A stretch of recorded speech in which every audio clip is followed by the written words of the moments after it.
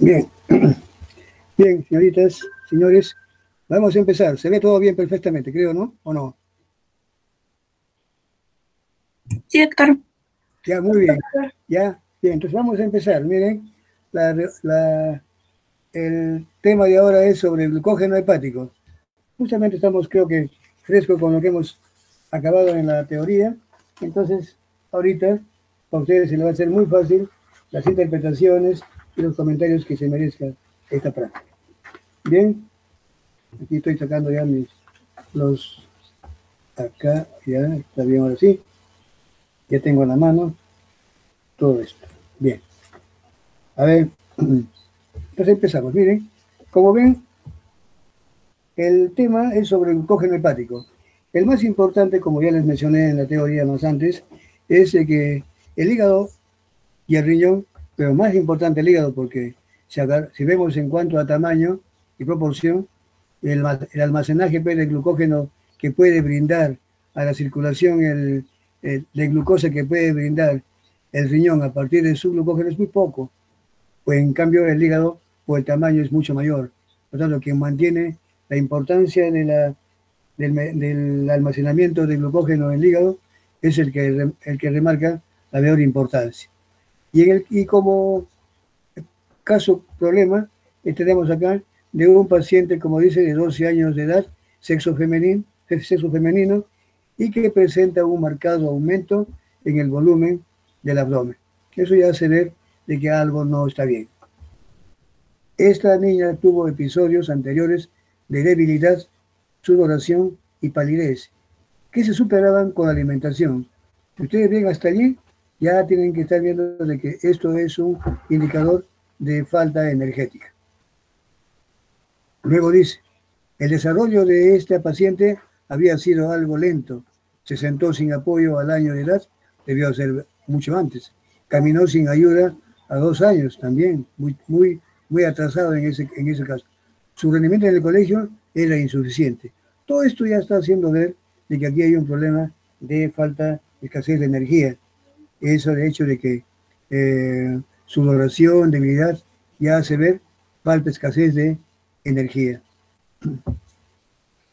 El examen clínico se encontró que tenía, al examen clínico se encontró que tenía una presión arterial 110/58. Bueno, lo normal es 120/80, ¿no? Un peso de 22.4 kilos. Para esa edad, 12 años, 22.4 es realmente bajo. O sea, un peso bajo. Una estatura también igualito, 1,28 m. Para 12 años también es bastante, está muy baja. El examen de pulmones y de corazón no mostró alteración alguna. Las venas del abdomen estaban distendidas. Ya también eso hay que tomar en cuenta. El hígado estaba muy aumentado, ahí dice la hepatomegalia, ¿no? Que ya se había desarrollado, que se había observado. Alcanzando incluso la pelvis, o sea, muy grande. Entre tanto, vaso y riñón no se palpaban, con excepción de una pobre musculatura, el resto, el examen clínico, resultó normal.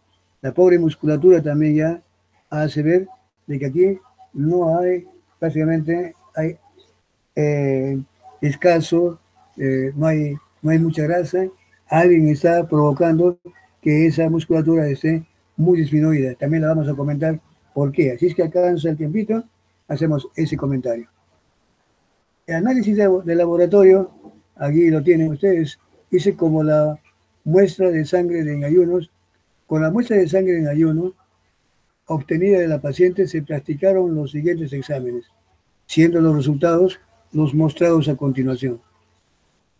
Glucosa 2.8, ya ustedes van a decir si ese valor está dentro, por encima o por debajo de lo normal. Lactato 6.5, piruvato 0.43, ácidos grasos libres 1.6 milimoles por litro, triglicéridos 3.16 gramos por litro, cuerpos cetónicos 400, pH 7.25. Ustedes van a decir si estos datos están dentro de lo normal y si están por encima o por debajo, explicar por qué. A través de una edición abdominal se obtuvo una muestra de hígado, una biopsia, ¿no? que mostraba consistencia firme, pero no cirrosis. El examen histológico mostró células hepáticas dilatadas. El área portal comprimida, pero no se detectaron signos de inflamación. La coloración de los cortes histológicos del hígado con un colorante específico para carbohidratos reveló una gran cantidad de material en células animales. De ahí mostró una coloración para carbohidratos en general, mostró que realmente estaba muy abundante, pero que desaparecían cuando se le trataba con amilasa salival. Ojo, ¿qué está haciendo? ¿Qué carbohidrato es este? Que da un color y que cuando se le pone amilasa desaparece. Entonces ya eso puede ver qué acción tiene la amilasa y a qué carbohidrato se refiere. O un polisacárido, o un disacárido, o algo así, o un monosacárido. Pero para que desaparezca, con amilasa tiene que ser algo que esté degradando a algo muy grande. Eso hace sospechar de que aquí hay un polisacárido, ¿cierto? Bueno, esta es una, una tinción de hígado, un corte histológico de hígado con tinción PAS, donde se puede mostrar la acumulación de glucógeno. El contenido de glucógeno en la muestra obtenida fue de 11 gramos por ciento y el contenido de lípidos de 20.2 gramos por ciento. El estudio de la estructura del glucógeno reveló que no existían alteraciones estructurales. Utilizando la misma muestra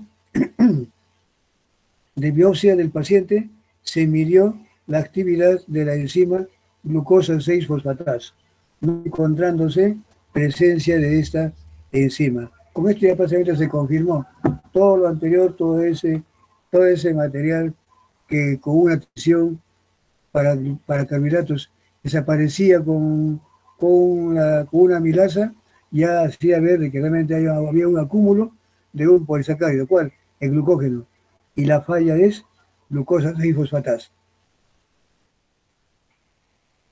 A ver, el tema acá, eso que ya ustedes ya lo saben porque lo hemos visto, o les he dicho yo.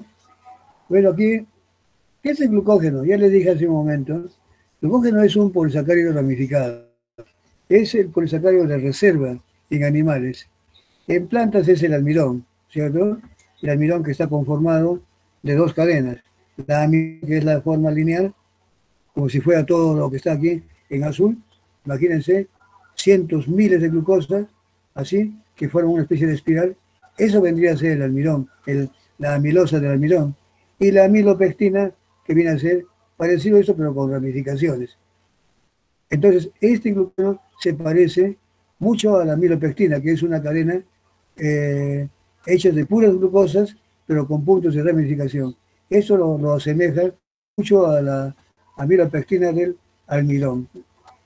Pues entonces, el almidón almacena su glucosa las plantas almacenan su glucosa como almidón, amilosa y amilopectina, una mezcla de esas dos.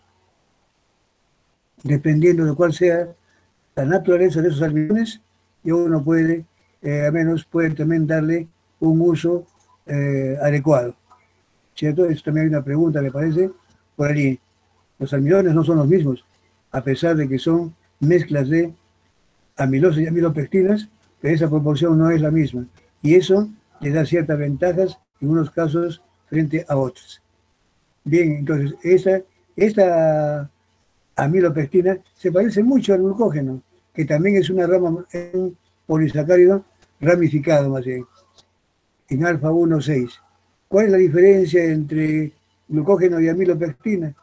Que los puntos de ramificación nacen cada 4 sitios de glucosa, en cambio el almidón es cada 8, es decir, un poquito más enrarecidos, ¿cierto? Más alejados las ramas. Esto es más compacto en el glucógeno. Esa es la única diferencia.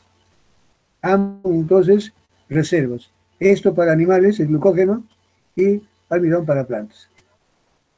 Aquí solo está indicado todo ello. Este esquema ya ustedes ya lo hemos visto, solamente aquí le he agregado algunas cositas más que de repente les puede servir para la exclusión de oro. Es la misma que ustedes les he mostrado antes, pero sin esos añadidos que yo le pongo aquí en esta vez. Es un cuadro que yo usaba, o sea, todos dibujos que mostramos con el doctor Aquino y quien habla, precisamente, son hechos, o sea, no son mayormente sacados de libros. Las sacamos y las mostramos, las mejoramos inclusive para darles un mejor entendimiento a lo que queremos decirles. Aquí, por ejemplo, decía de que el glucógeno, cuando hay exceso, bajo la influencia de insulina, se va a activar lo que es la síntesis. Esto que está en azul, en celeste. Esto, por acción de la fosfoglucomutasa, se convierte en glucosa 1-fosfato.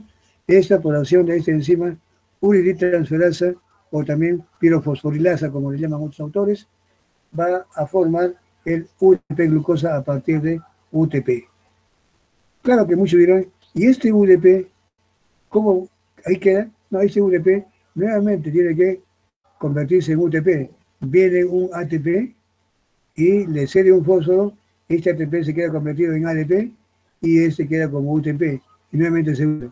Y así es como se va regenerando. Pero cada vez este UTP se va como UDP glucosa, que es la forma como la glucosa tiene que irse incorporando. No puede venir sola, tiene que ser traída de la mano. Y ese alguien es el UDP glucosa, la uridina difosfato. Va entregando uno tras otro ¿a qué? A un oligosacárido que constituye un cebador, un primer, retenida por la glucogenina. Y se va incorporando 1 más 1 más 1 glucosas, todas traídas por el UDP. ¿Y cómo se van uniendo? A través de enlaces glicosídicos alfa 1,4. Es decir, que esta enzima solamente forma enlaces glicosídicos alfa 1,4. Pero eso no puede quedar así, porque de acuerdo a lo que les acabo de mostrar, el glucógeno es ramificado. Por lo tanto, requiere el concurso de otra enzima, la enzima ramificada. Esta enzima, ¿qué va a hacer? Que cuando la glucógeno sintiasa ha añadido suficientes restos de glucosa y que han alcanzado hasta O12, se detiene la sintiasa y la ramificante hace un corte. De estos 10 a 12 se llevan una posición de 4 o 5 y lo ponen en una posición más interna, en enlaces glicosídicos alfa 1, 6. Y de nuevo, sobre esas ramas y la principal, comienzan nuevamente a añadir la sintiasa hasta crecer entre 10 a 12. Y nuevamente viene la ramificante, corta y pone, y así va creciendo, se va ramificando cada vez más y la sintiasa tendrá también cada vez más trabajo para ir agregando una tras otra, unidades de glucosa, todas traídas como UDP glucosa. Eso ha ocurrido durante la ingesta de alimentos, la presencia de glucosa, todo influenciado por la presencia de insulina, favoreciendo, quien favorece a través, han visto ustedes que les mostré, de esa señal que genera a través de su receptor. La insulina activa un receptor sin necesidad de entrar y ese receptor activado favorece una cadena de eventos que finalmente van a terminar por favorecer que la glucógeno sintiasa esté desfosforilada, inhibiendo a una quinasa cuya intención era fosforilarla, o si ya está fosforilada, activando una fosfatasa para quitarle el fósforo y dejarla en forma desfosforilada, que es la forma activa. Eso hace insulina. Bien, pero cuando ocurre, ya cesa el aporte de glucosa en la circulación, el aporte externo, y la glucosa que ha estado en circulación ya ha sido absorbida, esa glucosa, esa glicemia, empieza ahora a tender a disminuir. En ese momento se activa ahora la relación insulina-glucagón, se hace a favor de adrenalina y glucagón. ¿Y qué es lo que hacen estos? Van a activar a la fosforilasa, llamada glucógeno fosforilasa. ¿Qué van a hacer?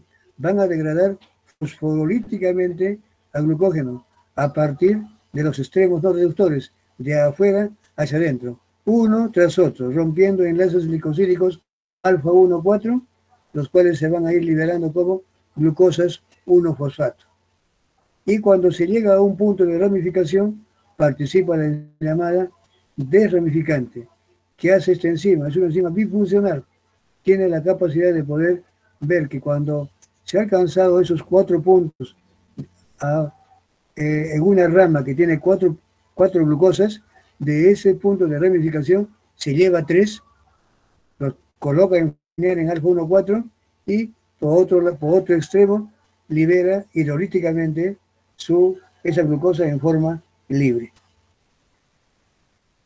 Bien, de esa forma entonces vemos que la mayoría de glucosa que está como glucógeno, casi el 95% se va como glucosa 1-fosfato, por acción de la fosforilasa. Y solamente una cantidad muy pequeña de glucosas libres, que vendrían a ser los puntos de ramificación. Convertida entonces el producto principal, glucosa 1-fosfato, ahora, ¿qué va a hacer? Que por acción de la mutasa va a cambiar la posición 1 a la posición 6, y esta glucosa 6-fosfato, dependiendo si esto está ocurriendo en el músculo, esa va a ser solamente usada allí con fines energéticos. Si es en el hígado, pues esta glucosa, gracias a la presencia de glucosa 6-fosfatasa, esta va a separar el fósforo, y de esa forma la glucosa desprovista del fósforo ya es fácilmente permeable y puede salir de la célula hepática hacia la circulación para mantener la glicemia. Lo propio ocurre en el riñón. Bien, esto es entonces la característica de todo eso. Esta grasa, como hemos visto, es activada por adrenalina. ¿Y qué hace adrenalina? También han visto ustedes, no tiene necesidad de entrar. Desde afuera emite señales.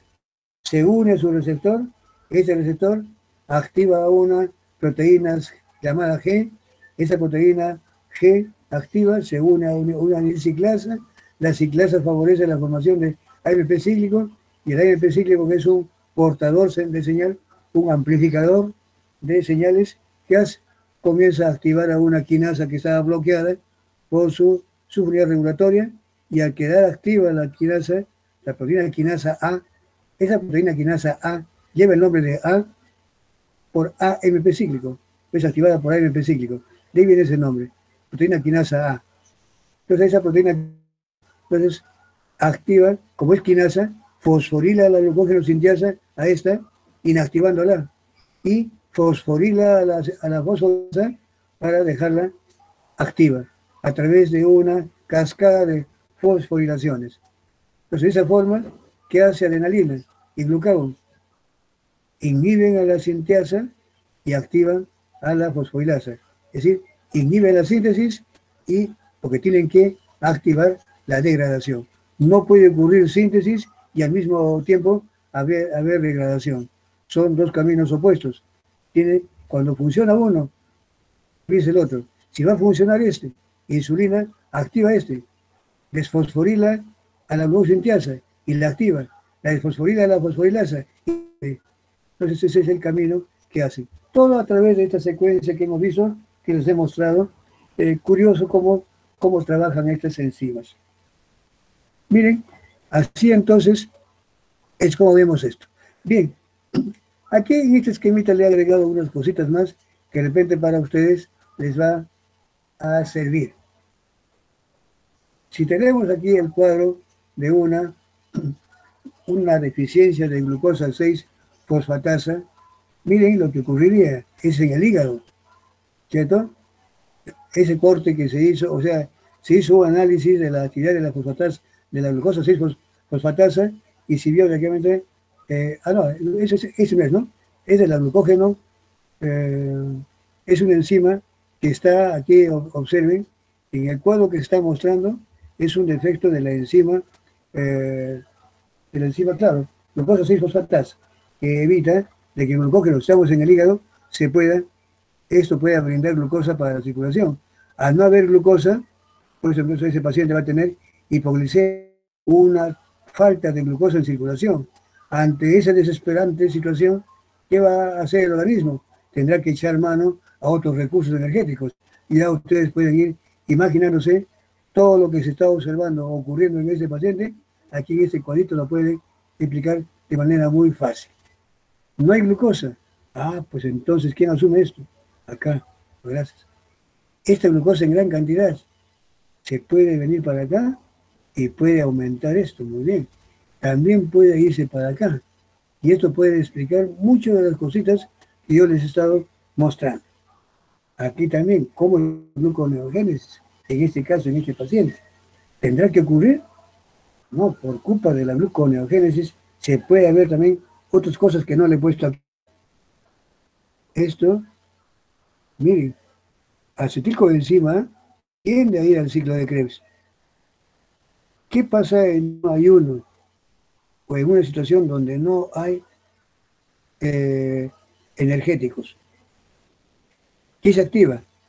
No hay glucosa, pues tiene que asumir la gluconeogénesis, ¿cierto? ¿Y qué pasa? Y las grasas también se están degradando. Llegan acá y van a encontrar que los sal acéticos, hoy yo tenía que juntar acá para dar energía, y este está distraído en dos cosas. Atender un poco acá y desviarse para la gluconeogénesis, pero insulsamente. ¿Por qué? Porque la gluconeogénesis también, ¿a dónde va a llegar? Recuerden ustedes, al final, la gluconeogénesis llega hasta acá. Y gracias a la fosfatasa puede liberar, pero aquí tampoco hay esto. De nada le sirve a la gluconeogénesis, pero aquí está generando el gran problema. Esto, como no puede llegar acá, termina para ácido láctico. Aquí otro hecho. Este acetilcoenzima comienza a incrementarse porque realmente hay tanto caudal que aquí no tiene todo para incluirse el ciclo de Krebs, ya que el uso acético no está tan asequible que digamos para combinarse. Si lo hace es en una cantidad adecuada, pero no incrementada. En ese sentido, no sé qué hace. Está yéndose a gluconeogénesis. Se incrementa el acetilcoenzima A. ¿Y en qué deriva cuando se incrementa el acetilcoenzima A? ¿A dónde se dirige? Esas preguntas que también es lo que yo les voy a dar, bueno, están en las interrogantes que tienen allí. Pues ese esquemita, como ven ustedes, también lo van a tener y allí ven que es muy útil para poder explicar las cositas que estamos viendo hoy día. Aquí el doctor Aquino también presentó este otro, que lo tienen desde antes, es en la enfermedad de von Gier. ¿Qué es lo que ocurre? Lo mismo, solamente que en el anterior esquemita le ha aumentado algo más. Aquí está faltado esa enzima. Esa enzima, el glucógeno, que tiende a degradarse hasta glucosa y fosfato, llegó primero a eso esto hace la glucógeno fosforilasa, la convierte en glucógeno fosfato. La mutasa, hasta aquí. La intención era que el hígado tienda a liberar glucosa, pero eso se ha fallado. ¿Qué hace esta glucosa? Se regresa para acá y ya no hay más, y ya no tiene por qué salir. O lo más común es de que tienda que llegar hasta aquí y ácido láctico, acidosis láctica. También puede entrar aquí al circuito, aumenta, va a acetilcoenzima, pero acetilcoenzima, como ven ustedes, y aquí no estamos en esto, lo puse en el anterior, es acetilcoenzima que proviene de aquí, pero más de ácidos grasos. ¿A dónde va? Al ciclo de Krebs. ¿Pero está aumentado esto?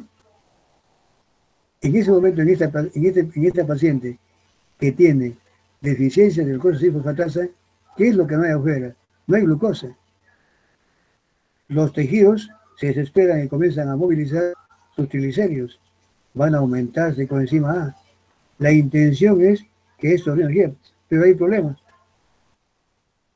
Que afuera exigen glucosa. ¿Quién puede atender ya que no hay glucosa? Los lípidos no se pueden convertir en glucosa. ¿Quiénes son los compuestos llamados a aportar carbonos para la glucosa? La gluconeogénesis. ¿A través de qué?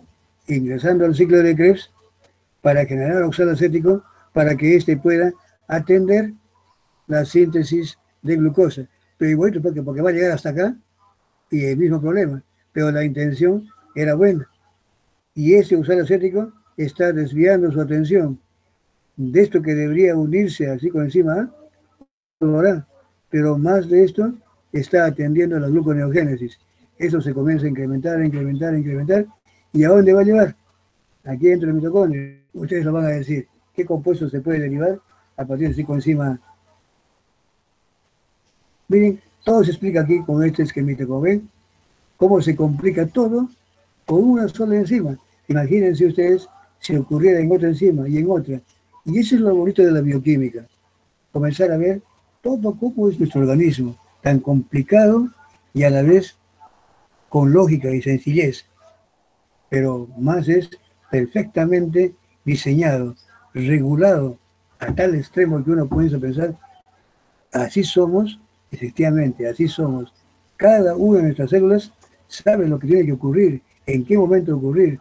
Todo está perfectamente interrelacionado. Y cuando falla uno de ellos, inmediatamente otros tienden a, de una forma, subsanar ese error. Y aquí vean esos. Todo es en el afán de subsanar. Para evitar esto. Pero con eso, en algunos casos, lo están empeorando. ¿Cierto? Ese es el mensaje de todo esto. Bien, ahora sí, empecemos las preguntas. Tiene la introducción, y creo como ya hemos hecho la teoría, y también estas otras dos diapositivas que les he mostrado, la mía y la doctora Aquino, creo que con eso estamos suficientes como para que ustedes se den el lujo de decirme cómo es cada uno y cómo se explica. Hay pocas preguntas que vamos a ver con 6, 12, 14. Bueno, sí, son 14, pero de repente van a faltar. Si faltan, ya tomamos algunas de aquí de los datos que están aquí, ¿no? Aquí también. Aquí podemos aprovechar esto. Aquí yo puedo sacar varias preguntas. Y aumentamos las 14 a muchos más. Bien, la primera pregunta, mire, vamos a procurar entonces ahora sí hacer, a ver, esto ya es otra fase. Esto entra para el ¿cuántos? 1, 2, son 3 plásticas. Esto entra para su examen, ¿no? Para este primer examen, ¿cierto? ¿Me dicen alguien? Sí entra, ¿no? Para examen. Sí, Para el primer examen. Ah, ya, muy bien. Entonces ahí sí, entonces voy a ponerlo aquí. Queriendo no poner, porque para otras, por ejemplo, para medicina ya no entra ese, es para el segundo. Ya, entonces aquí voy a poner, acá es carbohidratos. Muy bien. Perfecto. Ahora sí, ya van a tener aquí, ya van a tener cuatro notas. Perfecto. Entonces aquí dice, escriba algunas, bueno, no me la van a escribir, eso es informe. Solamente lo que van a hacer ustedes es aquí, me van a decir, diga algunas alteraciones que usted considera más importantes para el diagnóstico de la enfermedad de la paciente y que están descritas en el caso clínico. ¿Cuál de lo que se describe allí para ustedes es un indicador de que se trata de la enfermedad de von Wieck, por ejemplo, una glucogenosis? A ver, díganme, uno de ustedes. Ya, profesor. Ya, adelante.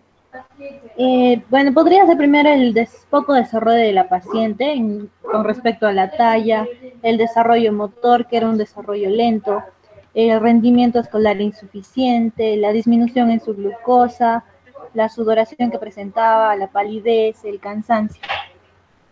Ya. A ver, su apellido. Cáceres López. Cáceres López. Cáceres López Adrián, muy bien. A ver, Profesor, otra persona. como mi compañera mencionó, Sí, sí. también se podría agregar aquí lo que es el aumento del hígado, que vendría a ser la hepatomegalia, y esto puede provocar el aumento de que es el volumen del abdomen, como mencionaba en el caso. También había poca resistencia a lo que es el ayuno y presentaba cuadros de debilidad, eso por ejemplo en la sudoración, la palidez, por la ausencia de la enzima de la glucosa 6-fosfatasa. Ajá, a ver, algo más que está faltando, porque También, con eso.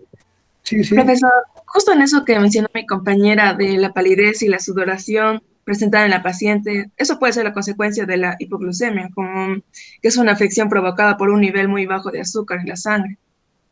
Así es, efectivamente. Eso es por falta de, al haber hipoglicemia y el palidez. Sí, adelante. También algo que creo que también es fundamental. En este caso, creo que le hicieron una pequeña extracción del corte histológico de lo que era el hígado. Entonces, creo que también esa sería una parte fundamental dentro del análisis. Ya, a ver, primero pídanme quiénes han participado. ¿Quién ha participado? A ver, Por eso yo soy la última, Cruz Taco. ya, su apellido. Cruz Taco. Cruz Taco, Micaela. ¿Ya? Sí, Otra sí, persona también habló antes. Profesor, Yo, profesor, también, ¿Cómo? Cansaya Chustaya, Ramírez. Ramírez, a ver, Cansaya. Ramírez. No, Cansaya Cansaya, Cansaya. Ramírez. Sí, Cansaya Ramírez Claudia, ¿sí? sí. Ya, otra persona también habló, creo profesor, que yo, habló uno. Chuctaya, Chustaya, ya, sí. Chuctaya Chustaya, Troncoso, Cintia. Troncoso, muy bien. Chustaya, Troncoso, sí. Venga, uno más habló, ¿sí? ¿Cruz Taco me ha dicho o no? ¿Cruz Taco habló? No, no. Solamente han hablado dos personas. Yo tengo Profesor que Cruz Taco sí ha hablado al ya, final. sí, sí. Fue la última en participar. Ya, yo le puse, justamente me equivoqué. Tengo mi vista ya media, está fallando. Que debía puesto a la persona de arriba. Tan cerquita, o sea, ahora sí. Bien. Miren, en realidad, cuando se pide esto, dice lo siguiente. Tenemos que ver, me regreso aquí al cuadro, y miren esto, lo que están mostrando. Acá. Dice que presentaba marcado aumento en el volumen abdominal. Bueno, dice acá tuvo episodios anteriores de debilidad, sudoración, paredes. Bueno, eso todavía hasta ahí, bueno, podríamos decir, sí, es algo que está normal. Dice super con la alimentación. Cuando uno dice que realmente tenía debilidad y que se mejoraba con la alimentación, entonces quiere decir que aquí está faltando azúcar, hay un problemita de algún energético. ¿Cierto? Ahí ya comenzamos a sospechar, ahí hay falta de glucosa, pero todavía no estamos seguros. Luego dice, se sentó, bueno, todo eso que se sentó, ¿qué más?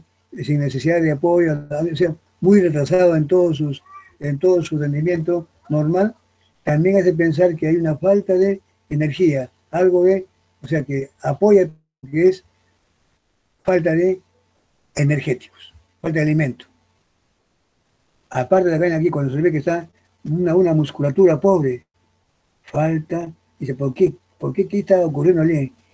Solamente eso de que se mejoraba con alimentación, ya quedó. Luego dice acá, pulmones no mostró alteración en algunas venas, abdomen estaban distendidas. El hígado estaba muy aumentado. Muy bien, acá entonces ya hay un problemita. El tamaño, alcanzando la pelvis entre vaso y riñón, no se palpaban, dice. Con excepción del pobre musculatura, todo más fue normal. O sea que ese hepatomegalia, como me lo han dicho.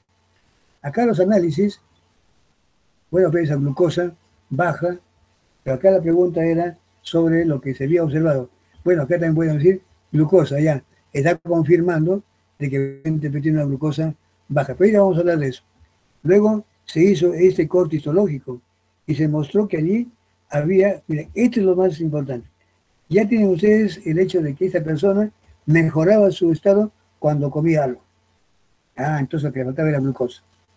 El análisis dice que tiene una glucosa. Bueno, imagínense que ustedes no saben cómo es ese análisis. Pero lo curioso es, ¿por qué está tan débil, está flaco,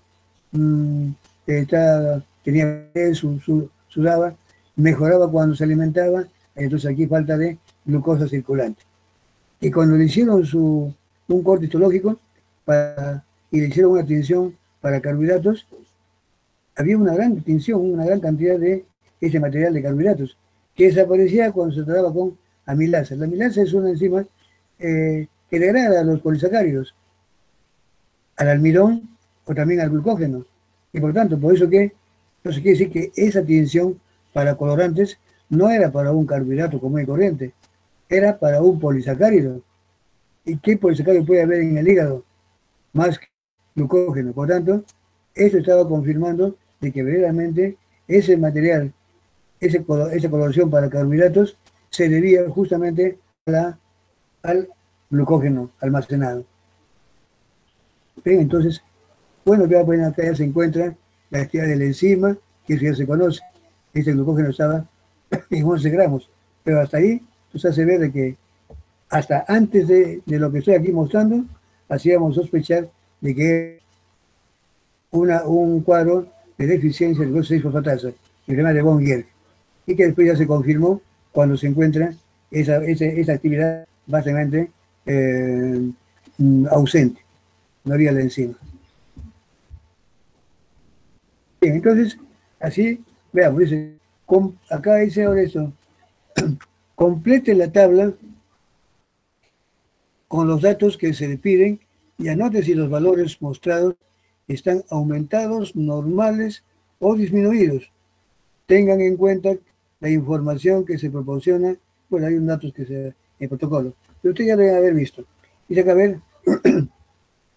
Yo, profesor, ¿podría? Profesor, ¿podría yo? Yo. Sí, sí, Yo primero, ya. Alguien que me hablaba, ya. Es que solo encontré algunas pocas. Ya, listo, ya. Primero, con la glucosa sería, la paciente tiene 2.8, pero los valores normales serían de 7.8 milimoles por litro. En cuanto a su condición, sería que ha disminuido. El lactato, el paciente mostró 6.5 y los valores normales serían menores a 2, por lo tanto está aumentado. Y en el piruvato, que es 0.43, los valores normales serían 0.5 entre a 2.2, por lo había disminuido. Ella. Ya. ¿Ácidos grasos? ¿Ya? Sí, adelante. Adelante.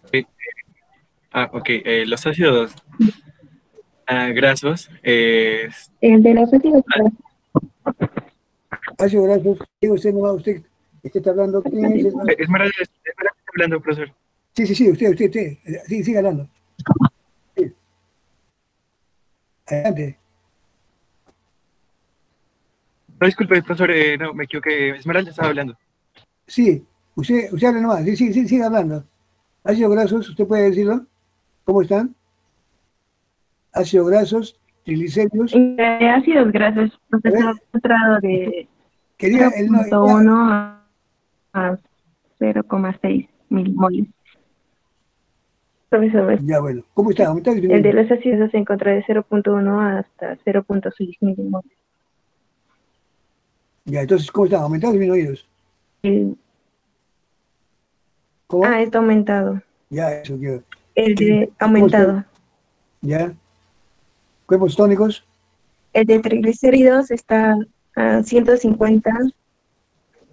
Cuerpos cetónicos. Tiene cientos, pero el máximo tiene que ser 30 miligramos por ciento. Y está aumentado. Ya. ¿El pH? El pH que tiene 2.25 está disminuido porque los normales es 7.35 a 7.45. Y a ver, su apellido. ¿Apellido? Carinina. ¿Apellido? Castillo Quispe. Castillo. Carinina. Muy bonito. Castillo Quispe Heidi. A ver, vamos a ordenarlos ya un poquito. A ver. Carinina. ¿Quién es? Ya me dijo, ¿no? ¿O no es? Castillo Quispe. Carinina. Castillo Quispe, ¿cierto? Sí. Profesor, sí, nosotras dos le dijimos. Sí, el segundo. Por favor, Castillo. Esperen. uno nomás hable, uno hable. Esperen. ¿Ya quién ha hablado ahorita sobre...? Doctor, es que en esta pregunta han participado dos compañeras, que son Castillo Quispe y el Karenina. Por eso digo, bueno, también está hablando un señor que lo interrumpía. A ver, ahora vamos a darle la participación. Ahí lo voy a ver. Ya, muy bien, entonces sí. Yo dije, ahora sigue hablando y al final hablaba uno, se callaba. Bueno, entonces, a ver. Por favor, ahí debe haber un poquito de orden, ¿ya? A ver, miren, cuando alguien habla, esperen un ratito y dejemos también que otros participen. No atropellémoslos, no es bueno. A todos démosles una oportunidad. Yo tengo, ya entonces, yo veo a quién les falta, yo voy llamando, si no. Pero miren, bien, pues ahora viene lo siguiente.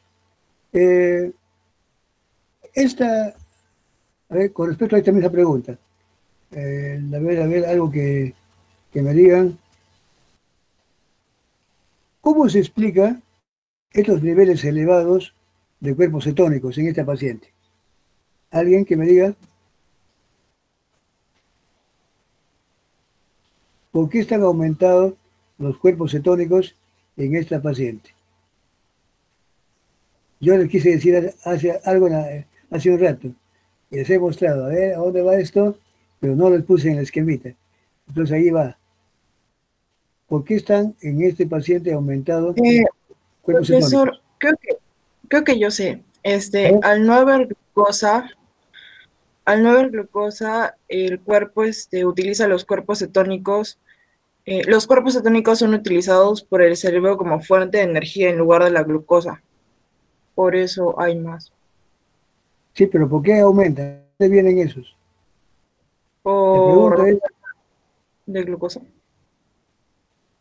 ¿por qué se aumentan los cuerpos cetónicos? El hígado no produce, el hígado en la enfermedad no puede liberar la glucosa, no puede como que sintetizarla, destruirla y liberarla al organismo.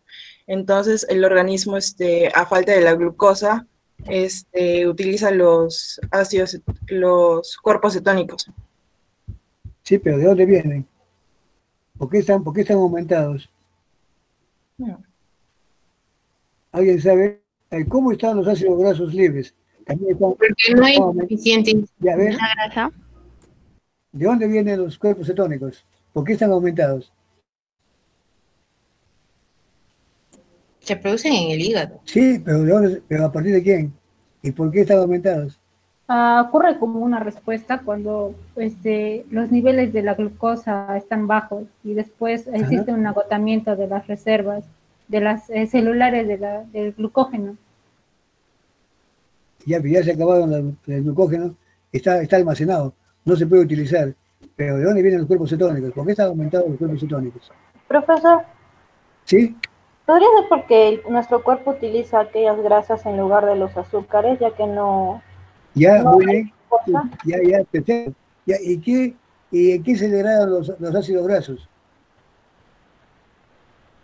¿En qué se convierten los ácidos grasos cuando se degradan? Por eso mismo, profesor, los ácidos grasos se convierten en glucosa. ¿Cómo? En Energía. glucosa. No, ácido graso no se convierte en Energía. glucosa. Ácido graso, sí, pero miren, No, disculpe. recuerden que aquí voy a... El ácido graso se va a convertir a piruvato. Piruvato tampoco. Cuerpos A ver, cetónicos. yo voy a poner ese, ahí está, el que le puse hace un rato. Me lo estaban diciendo bien, pero queda lo siguiente. Algo que no le puse acá, dije yo, acá falta algo.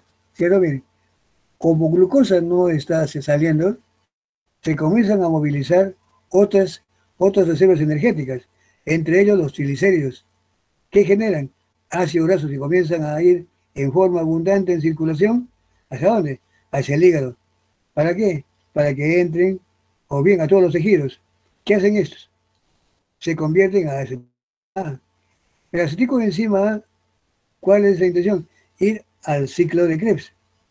Pero en el ciclo de Krebs, el acetilcoenzima A, es cierto, va a ser parte de la energía, pero está habiendo en exceso. ¿Y por qué no se gastan en esa misma proporción? Es excedente por ambas razones. Aquí también el oxalacetato también está un poco escaso, porque está queriendo atender la gluconeogénesis, pero en vano. ¿Qué pasa entonces? Que este acetilcoenzima, eso se comienza a degradar. Acetilcoenzima comienza a llegar acá y el ciclo de Krebs no lo consume todo. Se comienza a acumular y acumular. ¿A dónde va el acetilcoenzima? ¿En qué se convierte? Acetilcoenzima, cuerpos cetónicos. Esto es de cuerpos cetónicos. Y eso lo van a ver pronto ustedes en el curso que viene de metabolismo de lípidos. Los cuerpos cetónicos se forman a nivel mitocondrial a partir de acetilcoenzima, siempre, en cualquier momento, pero se usan en la misma cantidad como se generan. Pero ¿qué viene cuando hay un exceso de degradación? Como en este caso, hay una excesiva degradación de ácidos grasos. Va a haber también una sobreproducción de acetilcoenzima que no todo se va a degradar. El excedente se dirige hacia las células de cuerpos cetónicos. Y eso es lo que está ocurriendo en este paciente. ¿Ven? Aquí. Entonces la pregunta es, ¿Por qué está tan grande? Vean ustedes, este es un valor bastante elevado. A eso entonces está indicando de que se están movilizando ácidos grasos. Triglicéridos está también más o menos por allí. Pero ¿y esto? Esto no dice más que verdaderamente hay una sobreproducción de cuerpos cetónicos, una sobreproducción de acetilcoenzima A. ¿De dónde viene acetilcoenzima A? De los ácidos grasos que se degradan en esa ruta que ustedes van a estudiar pronto, que se llama beta-oxidación de ácidos grasos. Esas se degradan en acetilcoenzima A, con fines energéticos normalmente, pero cuando hay una sobreproducción, no tiene más remedio que desviarse hacia la síntesis de cuerpos cetónicos, que también son energéticos, pero se comienzan a acumular. Hay muchos tejidos que usan cuerpos cetónicos, como incluso hasta el cerebro, cuando hay riesgo de falta muy escasa ya de glucosa, echa mano también el cerebro, en esos casos de ayuno muy prolongado, a cuerpos cetónicos, pero siempre usa glucosa. Bien, entonces, aquí, hay otra pregunta. Dice, ¿qué reacción cataliza la enzima glucosa 6-fosfatasa? A ver, ¿alguien que me ¿Ya? En la parte final de los procesos de neoglucogénesis y de la glucogenólisis va a haber un factor que va a regular lo que es la glicemia. Entonces, este va a ser una enzima que cataliza la hidrólisis de la glucosa 6-fosfatasa en glucosa libre y fosfato que se da en el hígado. La glucosa 6-fosfatasa hidroliza a la glucosa 6-fosfato. Te dice 6-fosfatasa. Ya, está bien, yo lo entendí porque se ha equivocado está ahí en la meta de decir. Es la glucosa 6-fosfatasa, la enzima que va a separar el fosfato, glucosa 6-fosfato, ¿cierto? Para ser libre. Ya, entonces esa es la reacción. A ver, ¿su apellido? Coragua Chaya. Coragua Chaya, ¿dónde está? Coragua Chaya Fiorella, bien. A ver, no voy a equivocar. Y pongo otra persona como hace un rato. Ahora sí. Bien. ¿Algo más quieren añadir a esta pregunta? ¿Algo más quieren añadir? Yo les digo una cosita. ¿Recuerdan cuando hemos hablado de la enfermedad de Bonnier? Ahí en lo que yo les puse, incluso hay unos cuadritos, hay muchos, ¿qué más? Del tipo 1 hay la 1A, la 1B y la 1C. La 1A es la más conocida, que es por defecto de la enzima glucosa 6-fosfatasa. Pero también hay una enfermedad tipo 1B. La A es la de Bonnier. La B también es debida a un defecto de aquí a ese nivel, pero de otra enzima. Eso ya no les mostré a ustedes para no confundirlos, por si acaso. Pero dijeron, ¿para qué les pongo eso? Se van a estar confundiendo. Esta glucogenosis tipo 1B también puede provocar, pero vamos a ver el detalle. La fosfatasa está normal. Pero ¿qué ocurre? Que esta glucosa 6-fosfatasa, sí es cierto, trabaja a nivel de citosol, pero no en forma libre. Este trabaja en retículo endoplásmico.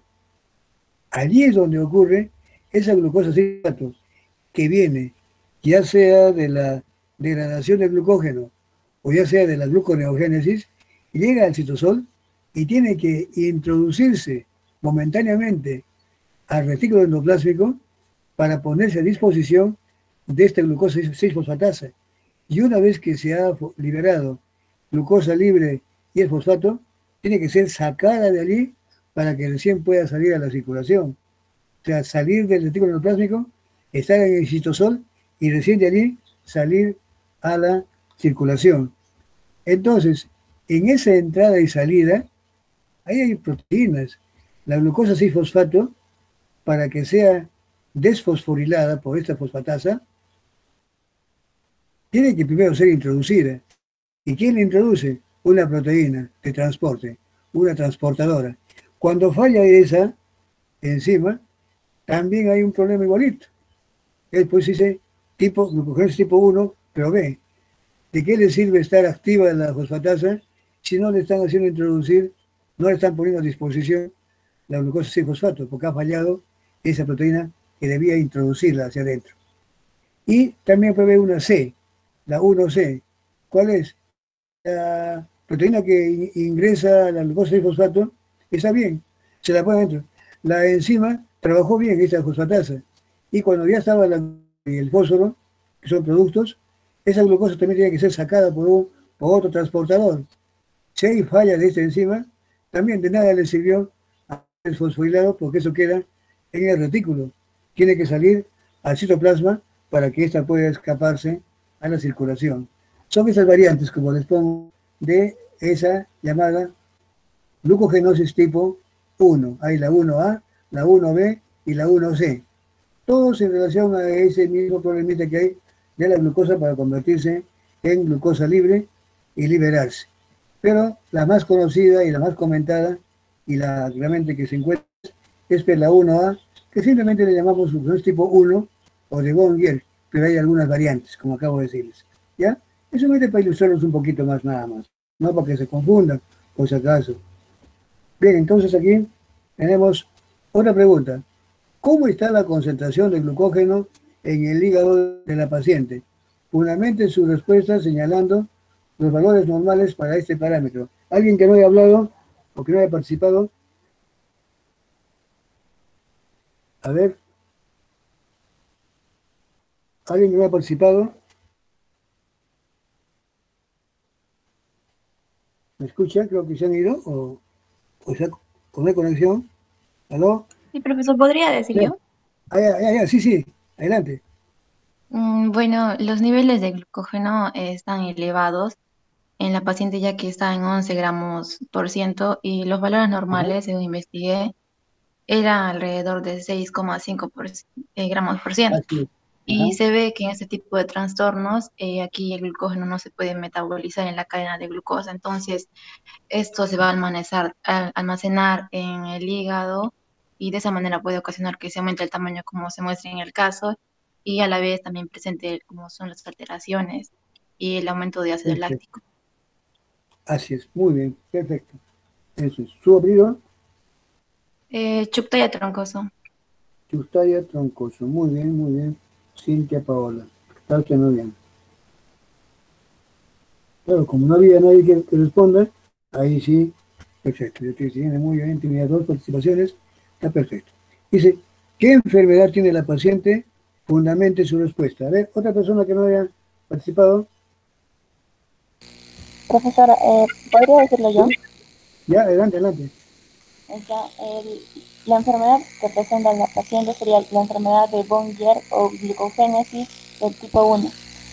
Esta es una enfermedad metabólica poco frecuente, hereditaria, autosómica recesiva, provocada por una acumulación anormal de glucógeno y la deficiencia de la glucosa 6-fosfatasa, de la enzima que interviene en el último paso en la producción de glucosa a partir de las reservas del glucógeno hepático y de la glucogeneogénesis causada por una grave hipoglucemia y se caracteriza por una baja tolerancia al ayuno, retraso del crecimiento y hepatomegalia por acumulación de glucógeno y grasa en el hígado.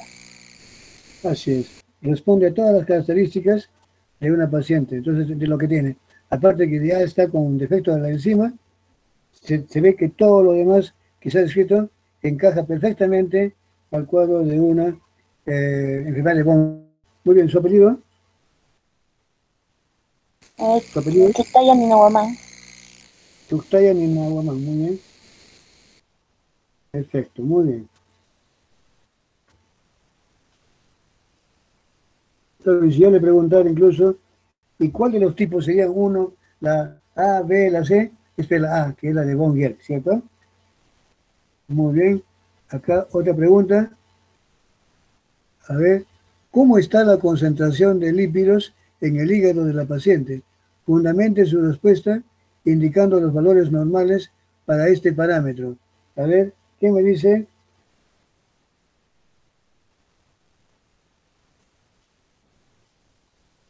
¿Alguien que no haya participado? O si no, otra persona que haya...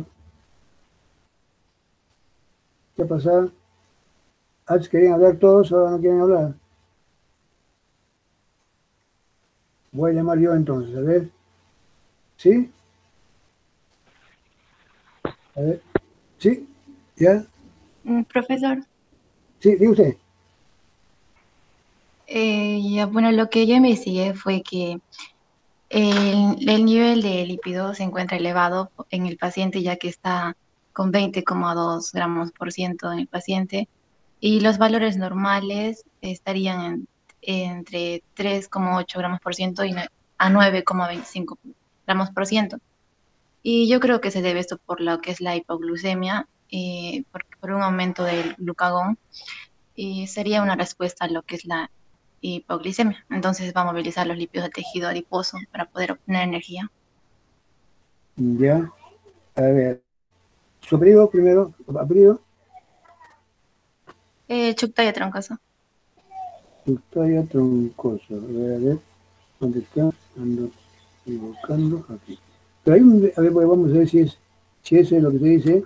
O a ver, vamos a ver. Acá dice lípidos en el hígado.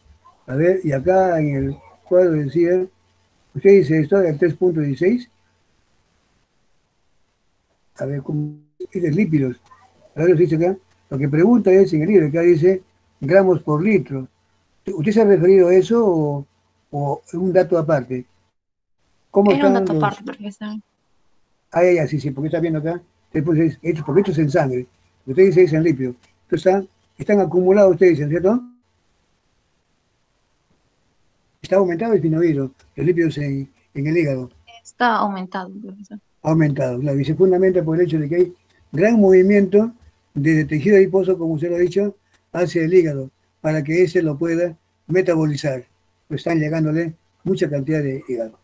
Aparte de eso también, que también el hígado también está crecido de tamaño, y también en cierto modo también está perjudicando realmente su funcionamiento. Conduce a un incrementado también lípidos en el hígado. Ya le puse, entonces aquí dice, ¿qué respuesta usted encontrar en la paciente estudiada si se le administrara adrenalina? Fundamente su respuesta. A ver, alguien que me haya hablado. Profesor, Sí, adelante. voy a leer el mensaje de Yanarsi que está teniendo problemas con conexión, pero lo he escrito en el chat. Ya, está bien, sí. Nos dice que la adrenalina estimula la glucogenólisis, glucógeno a glucosa 6-fosfato. No causaría nada porque la glucosa 6-fosfato no puede concentrarse en glucosa libre. Se incrementa el ácido láctico en sangre en lugar de los niveles de azúcar. Así es, perfecto. Muy bien, la respuesta. ¿Cuál era el apellido? ¿De quién era? Álvarez Enríquez. Álvarez Enríquez Yanasi, muy bien. Sí, esa es la respuesta. Correcto, miren. Como ven ustedes, acá la falla es de la enzima glucosa 6-fosfatasa, ¿cierto? Acá, si yo regreso a esta formita acá, miren, aquí. De nada le serviría todo esto si está la falla aquí en ese sitio, ¿cierto? Si se le pone adrenalina, ¿qué hace? Favorece la degradación. Muy bien, que llega hasta acá nomás. De nada le serviría. Por tanto, la respuesta que ha hecho es la correcta, ¿cierto? De nada sirve, porque si bien es cierto que la adrenalina es glucogenolítica, está haciendo que se mueva. Y más bien, como dice bien lo que usted menciona, no estaría causando ningún efecto. Al contrario, estaría que esto venga para acá y se convierte en ácido láctico. Está más bien empeorando la situación. Si bien es cierto que puede estar disminuyendo el glucógeno en el hígado almacenado, pero está aumentando la acidez láctica. Muy bien, esa es la respuesta.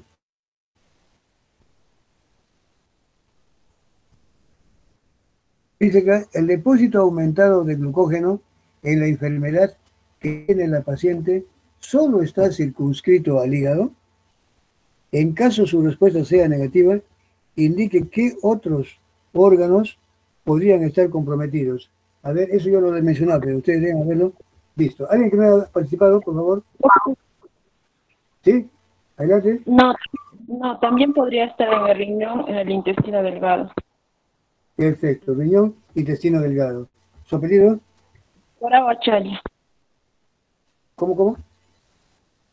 Coragua. ¿Dónde está? Coragua Chaya, muy bien. Fiorella. Allá hablamos antes, ¿no? ¿Qué hablamos antes? A ver. Profesor, otra parte que Sí, también sí. puede estar incluida serían los tejidos musculares, porque en el caso de la niña le impidió, no tiene un buen crecimiento, entonces también sería algo que está ahí. Bueno, yo ¿Cuál encontré dice usted? lo que era el ¿Qué sería? crecimiento, los tejidos musculares, no sé, profesor, yo encontré que también estaba incluido ahí. Oh, a ver, vamos a ver. Dice acá, ¿dónde estaba? Dice acá, a ver.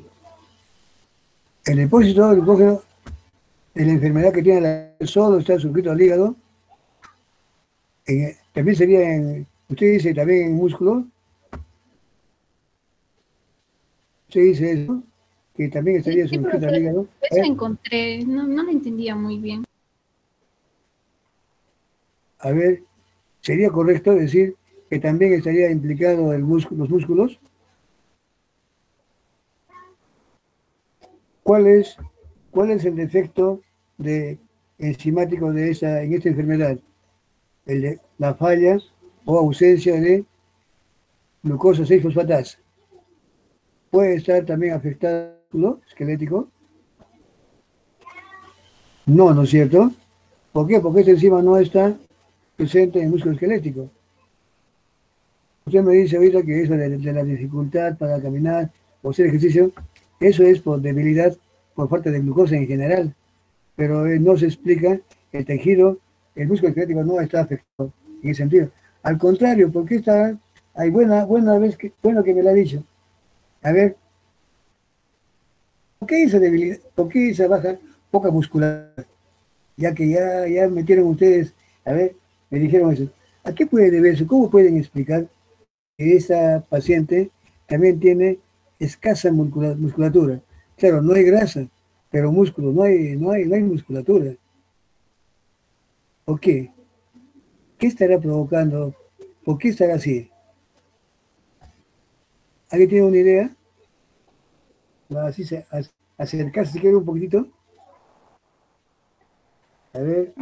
Profesor, ¿podría Sí, ser por el ATP, por la energía? ya. Falta ATP, no hay glucosa, por tanto no hay ATP. ¿Y por qué hay poca musculatura?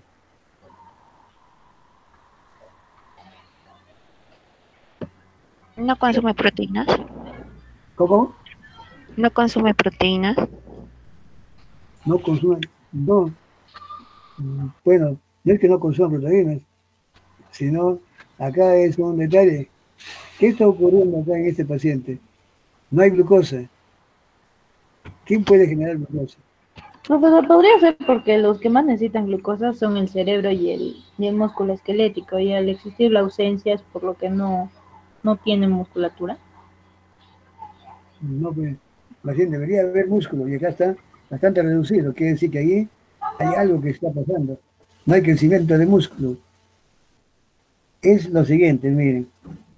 Al no haber glucosa, claro, los tejidos ganan energía, pero como usted muy bien lo dice, el cerebro y el músculo no tanto, el cerebro fundamentalmente, cerebro requiere fundamentalmente glucosa. ¿Quién tiene que atender esto? La glucosa no la van a proporcionar los lípidos. Los lípidos solamente atienden, proveen energía. Así como sea, pero han visto ustedes que las grasas, ácidos grasos, no se pueden convertir en glucosa, por más que quisieran. Por lo tanto, ¿cómo estará? Entonces yo les explico una cosita. ¿Cómo estará la gluconeogénesis en esta paciente? ¿Quién me dice? Está disminuida. A ver, ¿alguien me lo dice?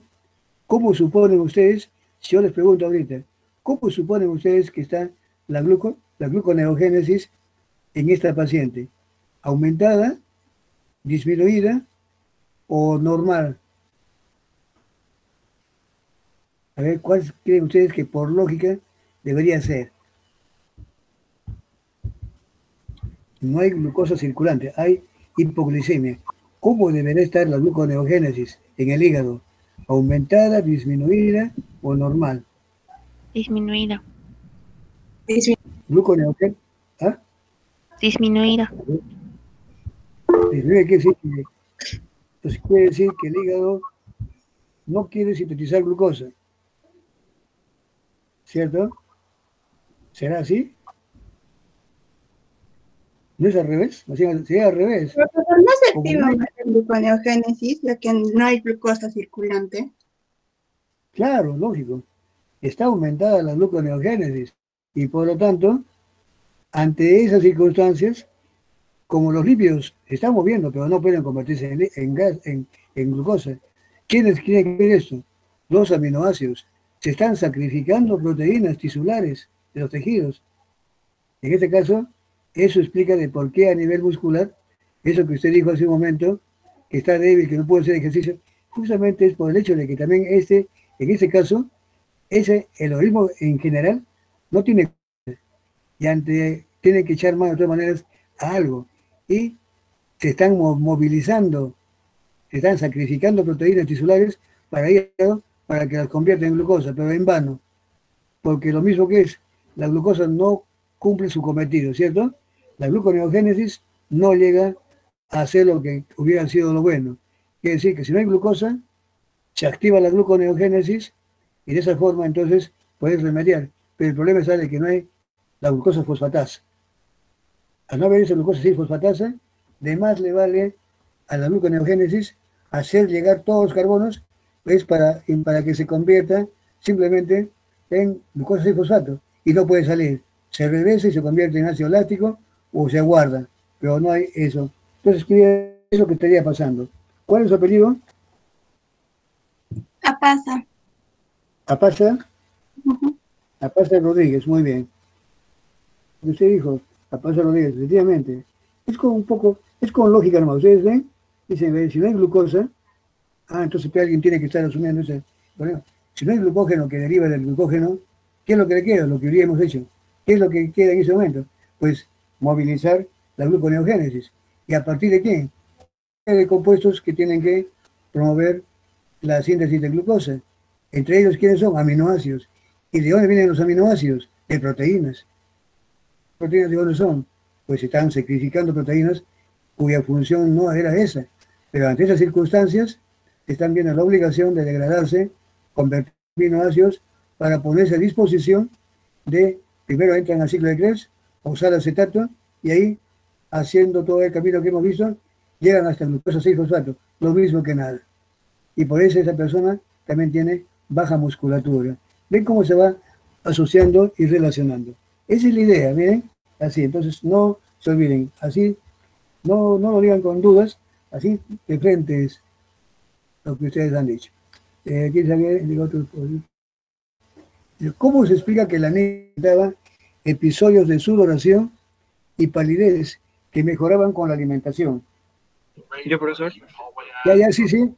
Ya, okay. Bueno, lo que tiene los episodios de sudoración y palidez se da por lo que tiene la presión baja. Aparte, se mencionó que ella solo cuando comía mejoraba. Entonces puedo deducir de que ella come mal y por lo tanto esto es lo que... se me fue la idea. De que, o sea, por lo que come mal, presenta cansancio, presenta lo que es ¿cómo se dice esto? La sudoración, baja la presión y luego se desgasta lo que es el glucógeno hepático, que, o sea, puede ser que no coman, ¿no es cierto? Digamos que no come en la mañana, ya no tiene glucógeno hepático como reserva y solo cuando coma algo va a volver a tener energía. A ver, por ahí está usted, más o menos. Lo dice, ¿Puedo comentar algo con lo que dijo el compañero? Por ejemplo, la hipoglucemia también puede ser un causante de que la niña presente sudoración y también la palidez. Y el ¿Por qué? tratamiento que se debería mantener sería para que tener los valores de glucemia en valores normales, evitando también los periodos prolongados de ayuno. Puede ser una necesaria la alimentación por sonda tanto nasogástrica a débito continuo o nocturno. Sí, pero la pregunta, bien en forma así concreta, dice, ¿cómo se explica que la niña presentaba episodios de sudoración y palidez que mejoraban con la alimentación? ¿Qué quiere decir eso? Así en forma bien concreta, a ver. Profesor, Sí, adelante. es que el hígado no producía glucosa, por lo cual no tenía energía, pero al momento de Ya, alimentarse mejoraba esta, ya que los que más perfecto. necesitan glucosa, como usted dijo, son el cerebro y el músculo esquelético, lo Así es, cual perfecto. ocasionaba la Así es. sudoración y la palidez. Así es. ¿Su apellido? Cáceres López. Cáceres, ¿cómo está? Cáceres López Adriana. Bien, claro, simplemente es eso. Ustedes están viendo la falta de o sea, la sudoración y palidez, eso indica realmente falta de ATP, energía. Por eso que justamente podría ser otra causa. Pero aquí estamos viendo por qué mejoraba con la alimentación. Claro, lo que dice su compañero ha sido. ¿Quién habló antes? Carnero, ¿no? Carnero Díaz. Carnero Díaz. Sí, sí, profesor. Carnero. Tenía razón, pero esa es una manifestación, pero no, eso no se hubiera mejorado con la alimentación. Sin embargo, aquí mejoraba con la alimentación, lo que quiere decir es que entonces esa sensación, esa palidez, esa sudoración, no era mayormente debido. Claro que aquí también hay algo que también se muestra. Eso de la presión que está baja. Pero eso ya es una manifestación. Quiere decir que si se mejoraban con la alimentación, la causa era eran los nutrientes, los energéticos. Y lo que dice, esa presión baja, esa sudoración, todo eso, pues, ya son, como dice, son resultantes. ¿De qué? De la falta, es una manifestación de la falta de energía, ¿no? Entonces, bueno, como dice Carnero, dijo un poquito, pero así la respuesta concreta era simplemente falta de energía, falta de ATP. Por eso que cuando uno comía, se mejoraba simplemente rápido nomás, y todo lo demás se podía ver, llegaba a una cierta normalidad. Vuelta empeoraba, comía, se mejoraba. Eso indicaba que era energético, la comida. ¿Cómo se explica el aumento en la concentración de ácidos grasos y cuerpos cetónicos en la sangre de la niña enferma? A ver si se acuerdan lo que yo dije. Claro, todavía, a ver. ¿Ya? Adelante.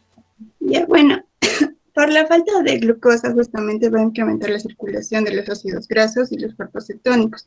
Esto es por la activación de la glucogenálisis, ya que va a tener que transportar más hacia los tejidos y más que todo se van a ir al hígado, donde se van a liberar los cuerpos cetónicos. Y como va a haber una gran ingesta de cuerpos cetónicos, va a haber como una sintetización de acetilcoenzima A, pero esta no va a poder ingresar al ciclo de Krebs porque el oxaloacetato va a tener que ir a la glucogenólisis para producir glucosa, de modo que el acetilcoenzima se va a ir acumulando y no va a tener como un uso debido. A ver, ¿cómo? Acá dice, hay un aumento en la concentración de ácidos grasos y cuerpos cetónicos en la sangre. A ver, no le he entendido bien. ¿Cuál, a ver, en forma bien concreta? ¿Por qué están aumentados? ¿De dónde vienen esos ácidos grasos? Justamente por lo que hay la falta de glucosa, va a haber una incrementación de la circulación de los ácidos grasos y los cuerpos cetónicos para que esos puedan llegar a los tejidos. Y es ahí donde se puede activar la glucogenólisis. No. Eso es lo que está. Esa partecita última ya no la mencionen porque si no, con eso están matando su respuesta. No, ¿cuál es su apellido? Apasa. Apasa Rodríguez. Sí, Apasa Rodríguez Carmen, ¿ya? Dice, sí, esta partecita última, no lo. Sí. ¿Sigue? Adelante. ¿Alguien más quiere aclarar? Sí, bueno, lo que yo encontré es que al no haber glucosa, el organismo recurre a la beta-oxidación. Y es de esta beta-oxidación de donde se obtienen los cuerpos cetónicos, que son utilizados por el cerebro como fuente de energía en lugar de la glucosa. Son estos cuerpos cetónicos los que causan una cetoacidosis, y como los cuerpos cetónicos no son la forma normal o más óptima de energía en el organismo, que intenta generar nueva glucosa a partir de precursores que no son carbohidratos. Esto también se intenta activar la gluconeogénesis, pero esta también requiere de glucosa 6-fosfatasa, así que solo se produce un aumento de lactato y piruvato de manera inútil. ¿Ya? Profesor, ¿puedo mencionar algo? Sí, adelante. Profesor, yo lo que yo he encontrado es que al momento de obtener la energía de los ácidos grasos, nuestro hígado va a generar los cuerpos cetónicos. Pues estos cuerpos cetónicos, su síntesis va a ocurrir como un tipo de respuesta a los niveles bajos que ha presentado de la glucosa. Ahora, al producirse estos cuerpos cetónicos, va a comenzar a disponer de la energía que se ha guardado de los ácidos grasos y va a obtener lo que es los ácidos grasos. Ahora, debido a la glucogenólisis, va a depender mucho de la oxidación de los ácidos grasos. Entonces, cualquier alteración que exista en su oxidación va a conducir al aumento de estos. Ya, a ver, su apellido de las dos personas que han... Sí, primero, Cruz-Taco. Cruz-Taco, Micaela. ¿Es la de ahorita o la anterior? La de ahorita. ¿Y el anterior? Alave Zucca. Alave Zucca, Alexia. Bien, miren, yo les voy a aclarar esto a manera de una retroalimentación. Miren, claro, es para que reforzar. Las ideas que ustedes me están dando, sí, están por ahí, pero en forma precisa, bien, como digo, acá dice, ¿cómo se explica el aumento de la concentración de ácidos grasos y cuerpos cetónicos en sangre de la niña enferma? Miren, tienen la idea, pero yo quisiera que ustedes no se confundan para después. Se ha puesto como si tienen, ahí está, pero lo están confundiendo. También a veces también de que ese capítulo recién lo acabamos de terminar y eso le está creando a ustedes un poquito de confusión de repente. Miren, aparte que también estoy viendo de que ustedes están en exámenes y también deben estar ocupados en otra actividad. Por tanto, considero eso. Pero sin embargo, yo les voy a hacer esta aclaración para que ustedes no tengan mayor duda.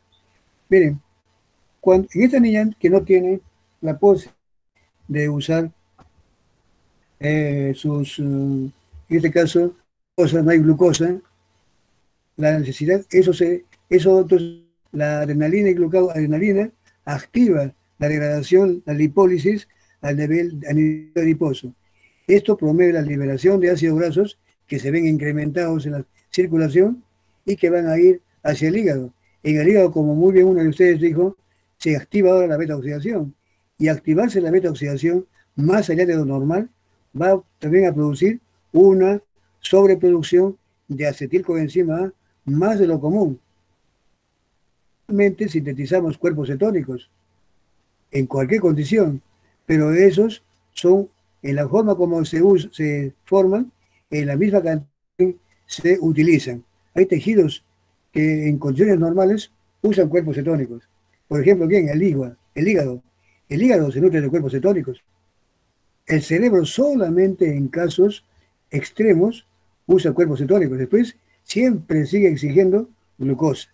Pero miren, entonces como aquí hay una degradación masiva, por decirlo así, de triglicéridos en el tejido adiposo, también hay una circulación mayor de ácidos grasos que van camino hacia el hígado y allí una beta-oxidación que también está produciendo una sobreproducción de acetilcoenzima A. Una parte para suplir el déficit energético. Pero el exceso, como es tanto, se va a provocar una sobreproducción de cuerpos cetónicos, más allá de lo que comúnmente suele hacer. Este exceso es lo que aparece en la circulación, cosa que no debería haber. En todo momento, nosotros ahorita nos estamos utilizando cuerpos cetónicos y al mismo tiempo lo estamos utilizando. Y por tanto, no debíamos encontrar, y si las hay, cantidades trazas, pero aquí hay cantidades grandes.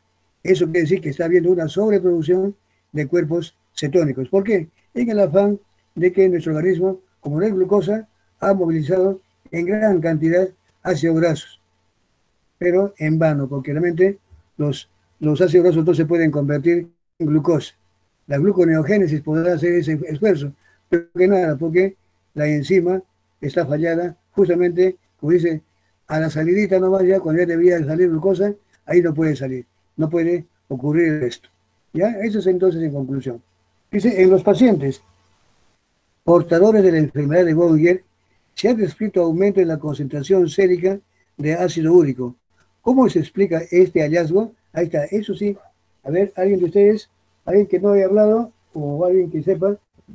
Por el aumento de hiperuricemia, que es el aumento de metabolismo de purinas. ¿Y por qué aumenta las purinas? ¿Por qué se... Por el... no sé. Sí, está bien. ¿Hay más purinas? Sí, aumentan las purinas, por eso se da la enfermedad de la gota y también puede ser, también crear cálculos renales. ¿Ya? Y ustedes saben de dónde viene esa ácido, claro, es por las purinas. Y si hay más cantidad de purinas, ¿por qué? ¿Qué suponen ustedes en esta enfermedad de Bongier? Está fallando la glucosa 6-fosfatasa. Entonces lo que está abundando aquí es glucosa 6-fosfato. ¿Hacia dónde va? Profe, es creo una cadena de o sea, la glucosa 6-fosfato se desvía, creo, a la pentosa fosfato, que esta es como que sintetiza la ribosa 5-fosfato, por lo que va a incrementar y aumentar los ácidos pirúvicos, lo que va a generar que su degradación, ácidos púricos, que va a generar su degradación al ácido púrico. Y esto también puede intervenir más o menos el ácido láctico, que también se involucra en el aumento, de cierta manera. Perfecto, las dos cosas. Muy bien. ¿Sobrino? Apasa. Apasa Rodríguez. Excelente su respuesta. Esa es. Justamente, el ácido va acompañado con esta enfermedad. La pregunta es, ¿y por qué? Y entonces ya para que todos tengan en cuenta.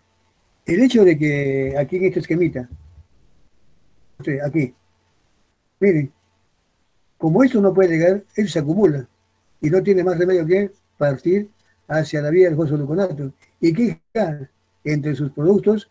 La ribosa 5-fosfato. Como es en tanta cantidad, va a haber una sobreproducción de ribosa 5-fosfato y con ello una sobreproducción de bases, o sea, de nucleótidos púricos, bueno, púricos y pirimidínicos. Los púricos son los que terminan finalmente, se usa lo que se necesita y el excedente lamentablemente tendrá que degradarse hasta ácido úrico. También le he dicho otra cosa, en este paciente también estaba habiendo una lacticidemia y el aumento de ácido láctico también a nivel renal está reteniendo el ácido úrico porque el ácido láctico toma su lugar. El lactato desplaza, le dice, voy a salir yo, tú te quedas, por así decir, eso. Y eso hace de que el ácido úrico se vaya incrementando. Se haya incrementado y que sea de signos de gota. Muy bien, señorita. Lo dijo muy bien, muy bien. Eso no me equivocar. Apasa Rodríguez, ¿cierto? Bien. Aquí. Acá está, ya está la pregunta ahí. Dice, ¿cómo se explica el estado de acidosis metabólica de los pacientes como la niña del caso en estudio? ¿Qué es acidosis metabólica? Sí, adelante.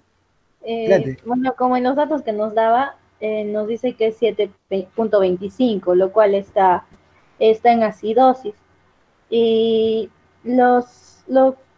podemos explicarlo mediante, porque hay existencia del ácido hidroxibutírico, ácido acético, el ácido láctico y los cuerpos cetónicos, que son los que determinan la acidosis láctica.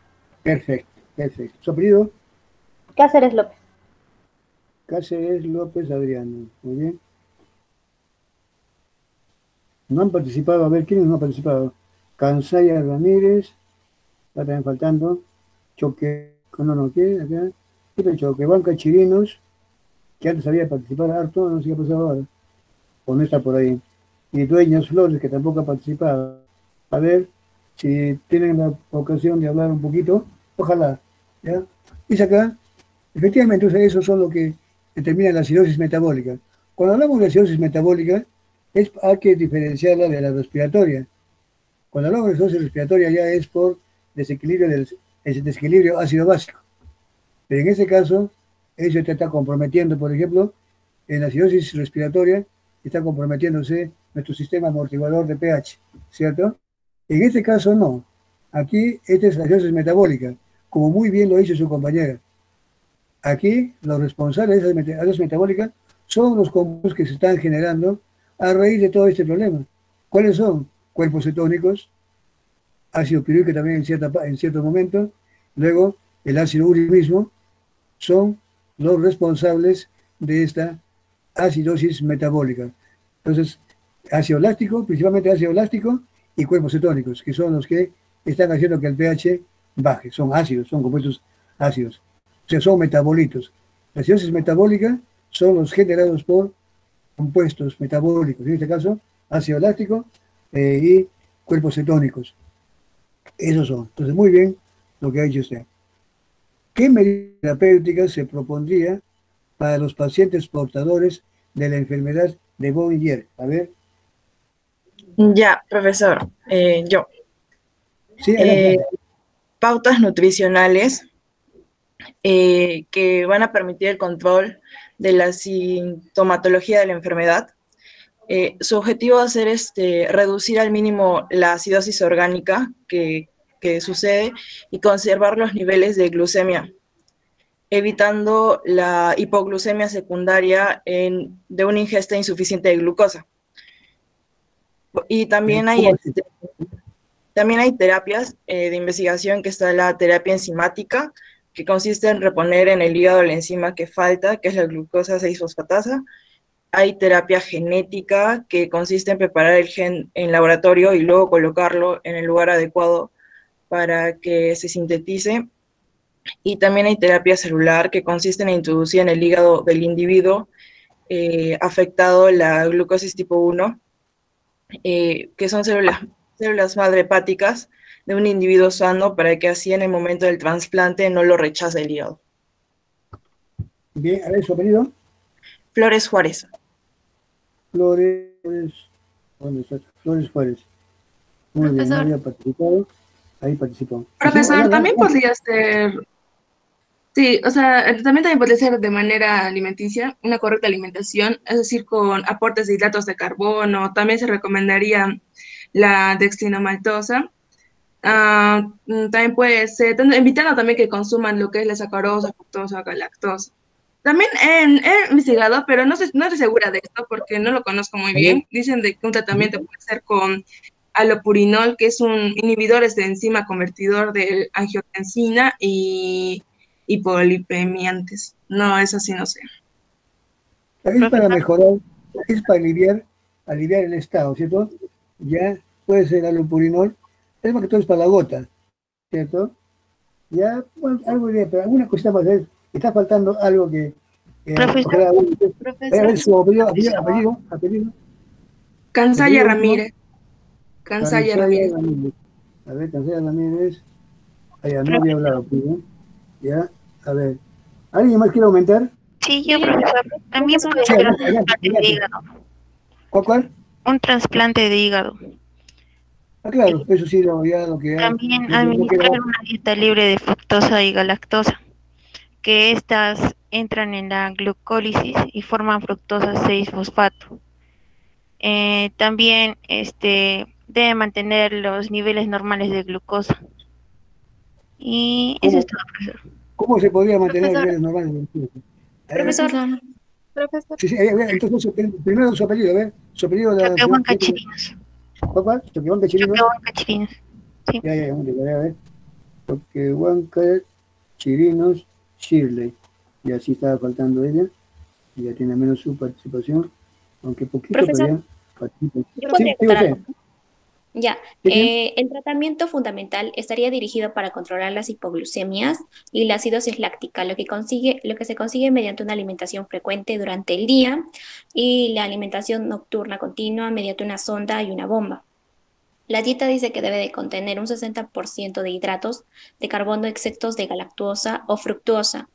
Deben ser necesarios que se añadirían las restricciones dietéticas aprobadas para controlar las otras alteraciones metabólicas, y está indicado en las hiperuricemias severas la utilización del alopurinol. Ya.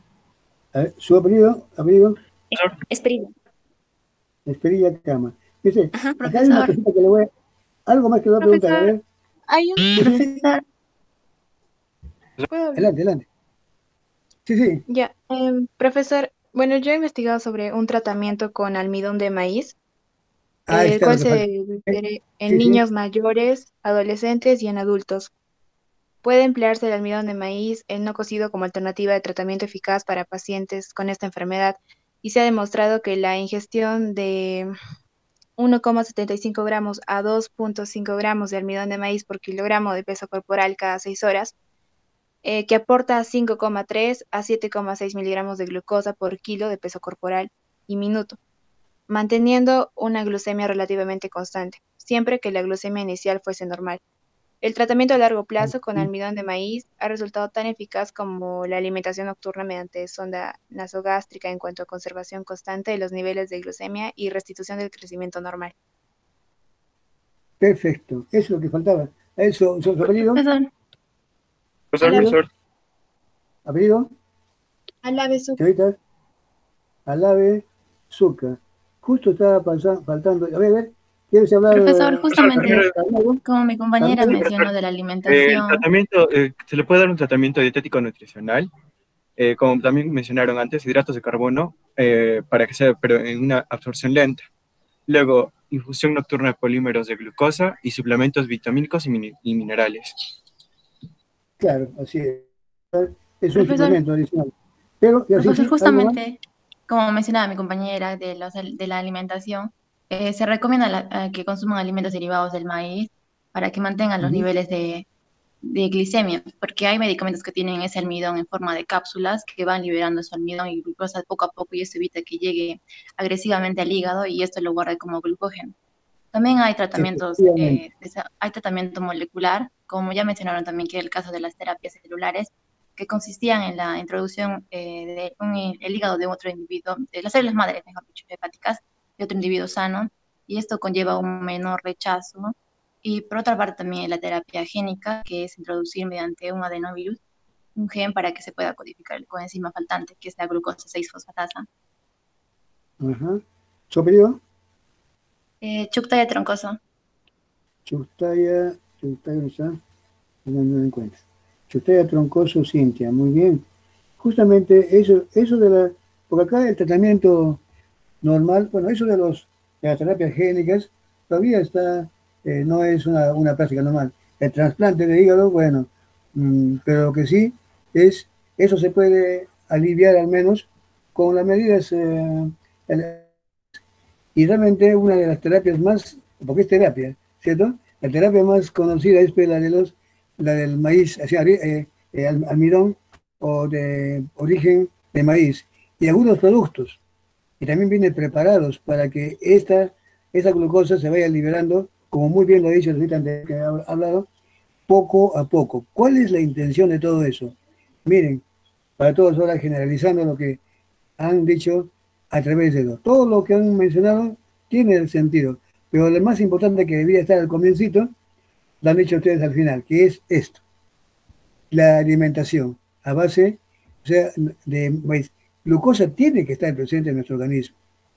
No lo podemos dejar desprovisto de glucosa. A mí ustedes, glucosa para el cerebro, como también lo han dicho ustedes, mucho bien, el cerebro se nutre solo de glucosa, solo en circunstancias ya de un riesgo grande, siempre usa glucosa, pero puede añadírsele cuerpos cetónicos. Pero nunca hemos visto o vayamos a pensar que nuestro cerebro puede nutrirse ya cuando hay mucho riesgo solo de cuerpos cetónicos. Eso nunca. Siempre es glucosa. La pregunta es, ¿y quién la proporciona? La gluconeogénesis. Pero en este caso que no estamos en un ayuno, sino en un serio problema, donde ni la gluconeogénesis ni el glucógeno que se puede almacenar pueden brindar glucosa a la circulación.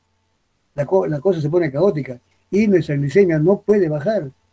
Entonces aquí surge un gran problema. ¿Cómo? Si le damos glucosa, se nos va la mano y ese excedente empeora el cuadro, se va a guardar, como muy bien lo ha dicho. No conviene darle de golpe, sino algo que se vaya liberando de poco a poco, para mantener, muy bien dicho por ustedes, uno de ustedes, la glicemia. Mantener la glicemia es para que el cerebro y aquellos tejidos que se nutren de puras glucosas sacar energía. Entonces, ¿qué se ha optado? para suerte, se han encontrado ciertas harinas, como harina y almidón de maíz. El almidón de maíz tiene esa característica de ser digerible, o sea, tiene una lenta digestión. Quiere decir que la acción de las amilasas van cortando de poco en poco, liberando glucosa tal como uno quisiera. También hay preparados que van ya hechos, que van liberando la glucosa de poco a poco, así de esa forma mantener la glicemia. Entonces, miren, esta es realmente la razón. No se puede dar de golpe, porque no hay forma nuestro cerebro solamente puede usar, puede obtener parte de la energía de cuerpos tónicos, pero de glucosa.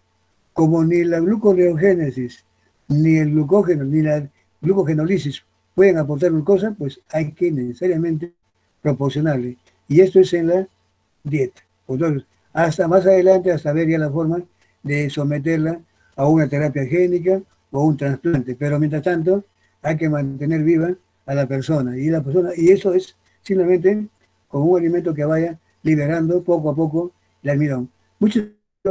Los almidones no son los mismos. Cuando yo les menciono el almidón de maíz, ¿qué tiene de raro o de diferencia con el almidón de yuca, almidón de papa, almidón de haba, almidón de trigo? Si son almidones, están formados de amilosa y amilopectina. ¿Se han puesto a pensar ustedes qué es lo que está, qué cosa, cuál es lo que puede haber diferente? Las dos son todos los cadenas son polisacáridos que tienen glucosas en alfa 1,4 y puntos de ramificación en alfa 1,6.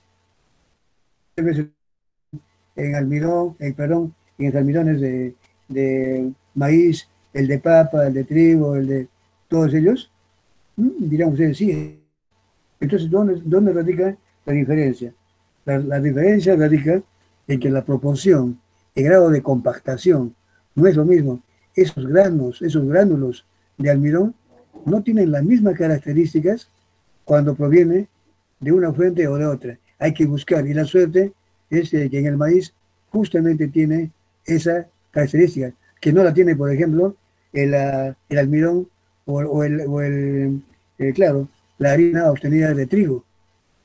El trigo no sirve, en cambio de maíz sí.